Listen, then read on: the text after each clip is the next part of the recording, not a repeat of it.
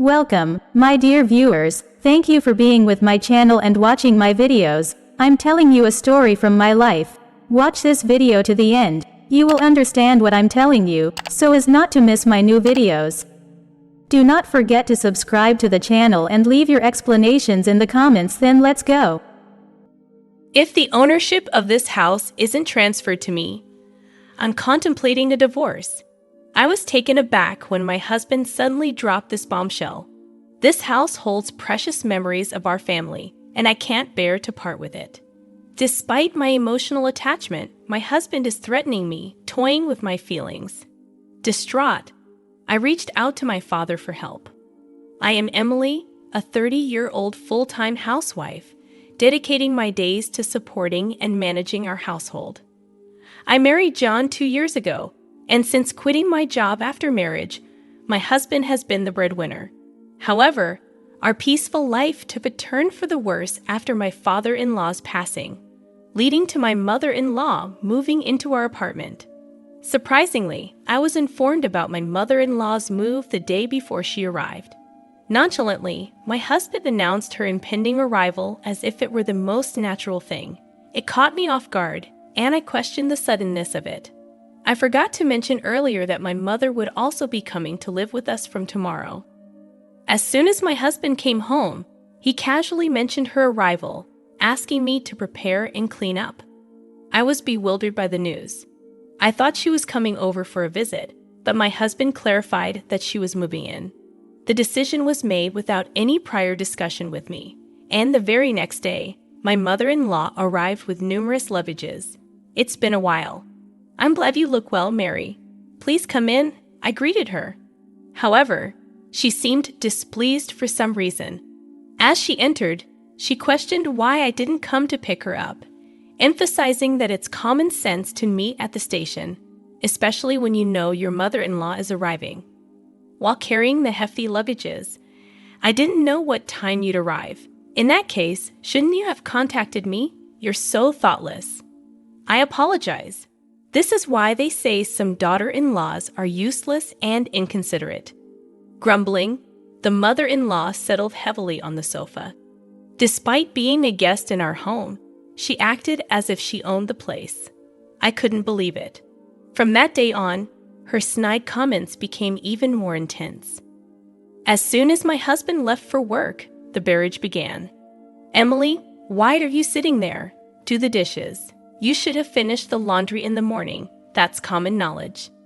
I'm sorry, I'll do the laundry once the dishes are done.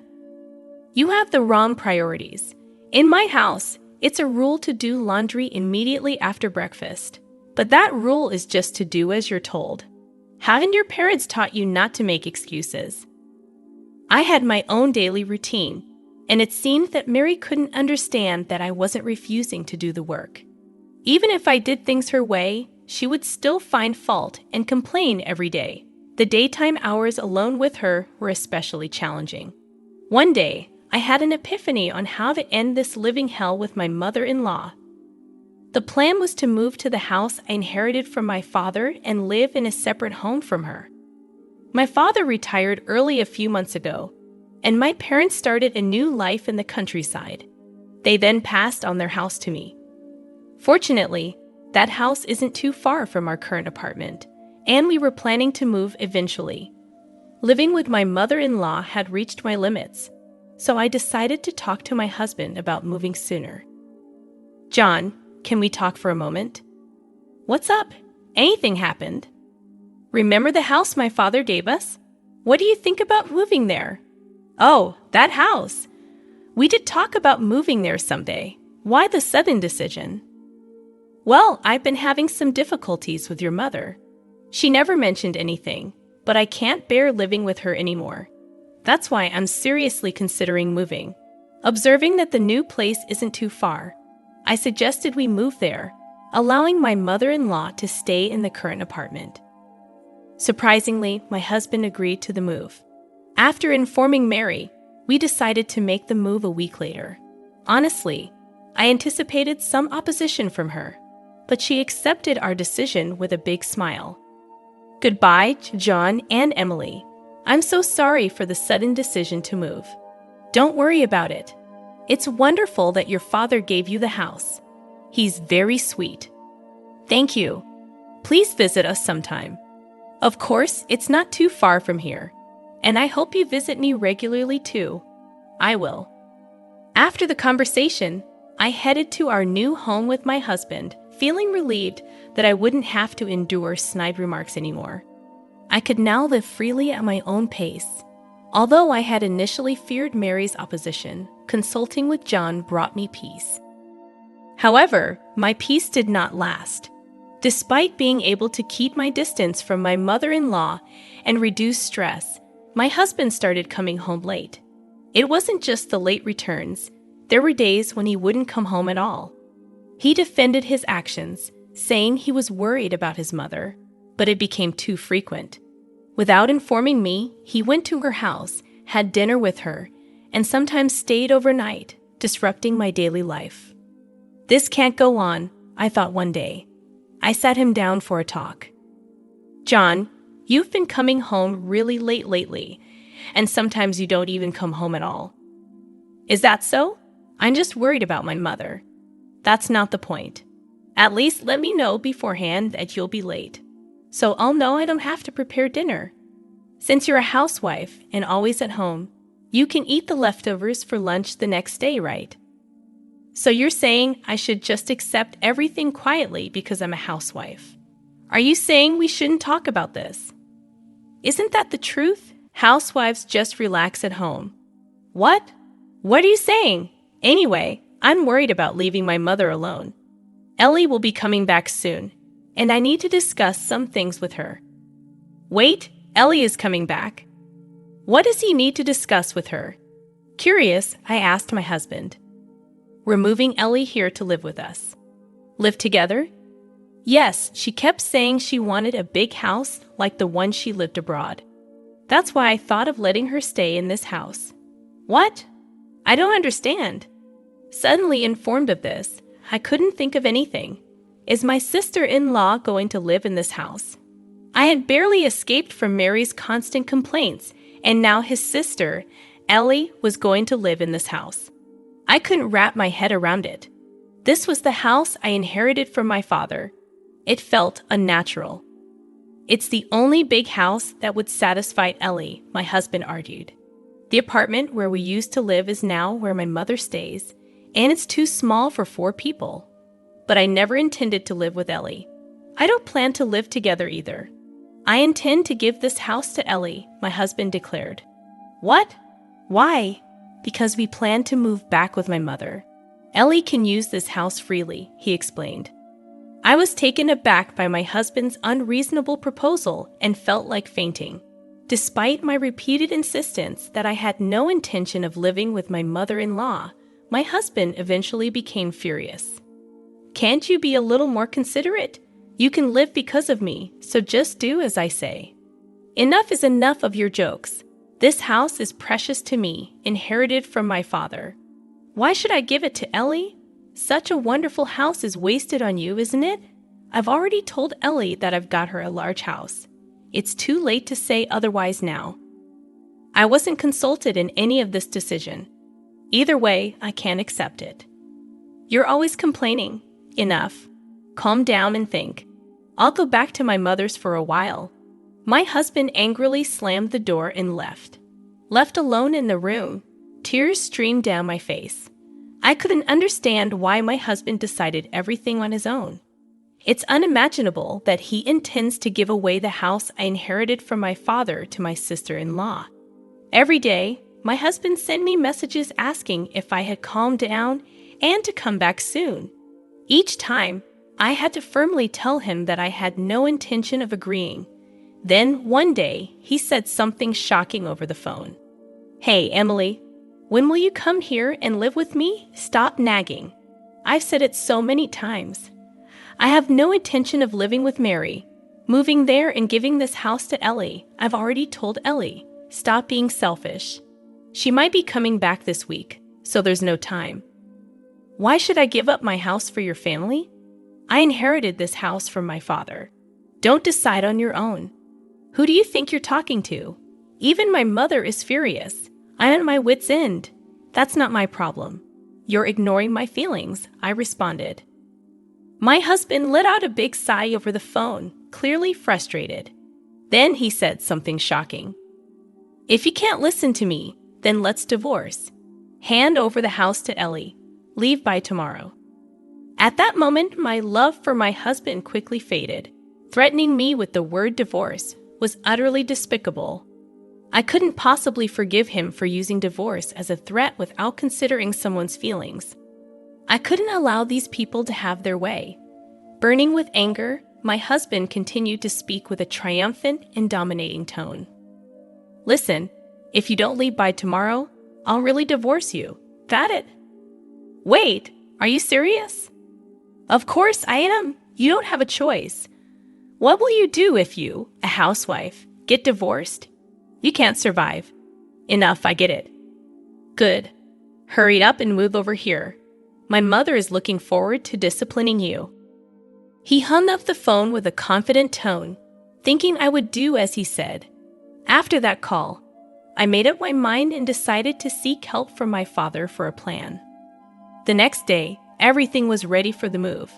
I replied calmly when asked, "By the way, I'm curious about when Ellie will be back." "She'll be back tomorrow. Why are you so obsessed with Ellie? Between you and me, she seems to have made a lot from stock investments." "I see. So if you provide her with a house, maybe you can ask for financial help." "That's so like you. Anyway, you need to leave that house by today. It's inconvenient for all of us."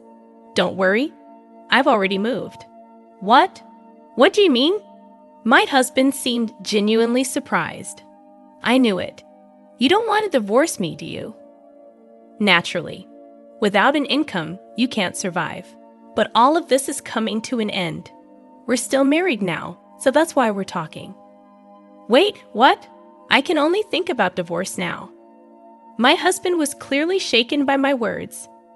"You promised to move out of that house, right, and live with me. But you've already moved? What are you saying? Of course, I won't live in a house with a husband who decides everything on his own and a bullying mother-in-law. Why are you including me? You promised to move out for Ellie.